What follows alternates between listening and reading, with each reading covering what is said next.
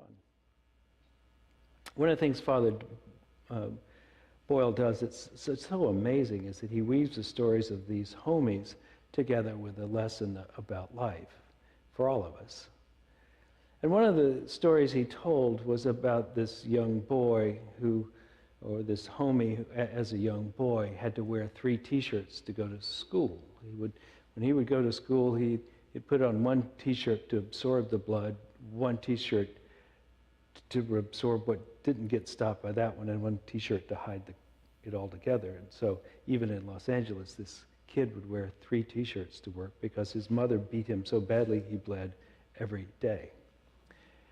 Now imagine that's how you began your life. The safe place that most of us thought we could go to, our mothers, was not safe for him. We have a tendency to see people for their differences rather than for their commonality. We see what separates us much more easily, I think, than we see what binds us together.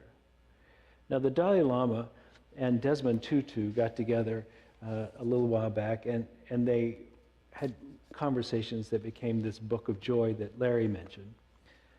And the Dalai Lama says that in this book that essentially we're all human beings, and we recognize each other as being human beings instantly. We all have a face. We all seem to recognize a person instantaneously.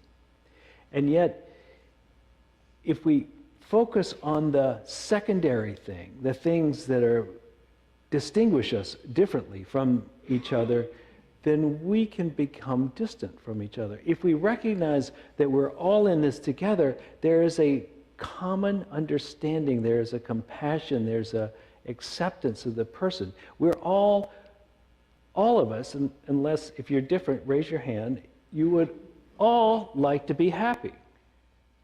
So the gang member in East Los Angeles has the same desires that you and I do. This guy had completely changed his life. As far as I could tell, he was a radically inspiring human being, and he had just gotten out of prison.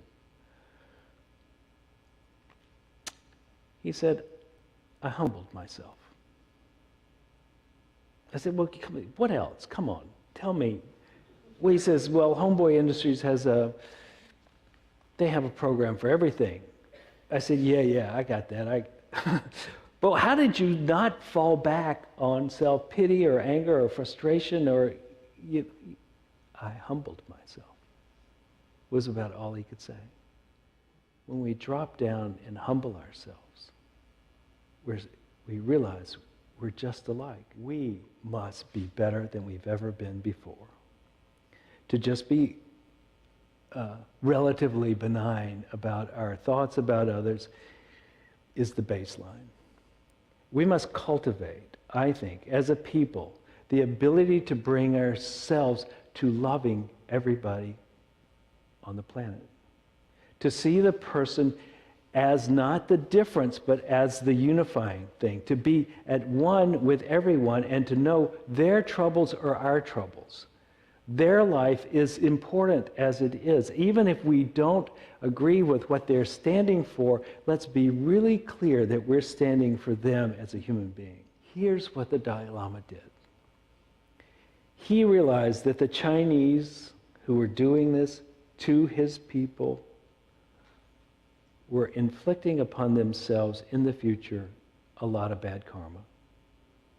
That while they are perpetrating it now, they're going to suffer. And so he did Tonglen meditation, which is taking on the suffering of others, for the Chinese. He said, I knew it wouldn't change things on the ground, but it gave me peace of mind. Now think how important it is to be the one who sees the commonality in it, even if you are the leader of the people who are being oppressed. If you can do it, then they can do it. If we can do it, we can lead the world to do it. It is really incumbent upon us to step up, to not just be like polite, but to go deeper. To come to the level at which we recognize that everybody in the world is our brother and sister.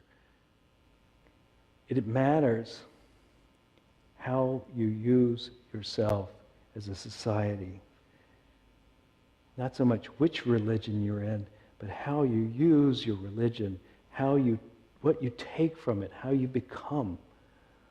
And I think it's important, incumbent upon us, in a country that's still free and has a very wide diversity of people, that we become the shining example again of how to love one another and to do what has been promised as the potential of humanity all along, is to reach that shiny city of the New Jerusalem where everyone is welcome, where deeper than the surface we are loving each other. And if we do that, I think it will be a healing balm for each of us.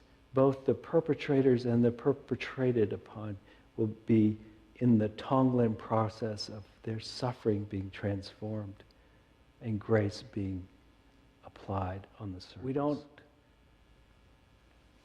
have strict theological things that say we have the only way. We have a generosity of spirit which has been shown in many ways to many people. I think we should maximize it more than what seems necessary. Become like the Dalai Lama. Step into the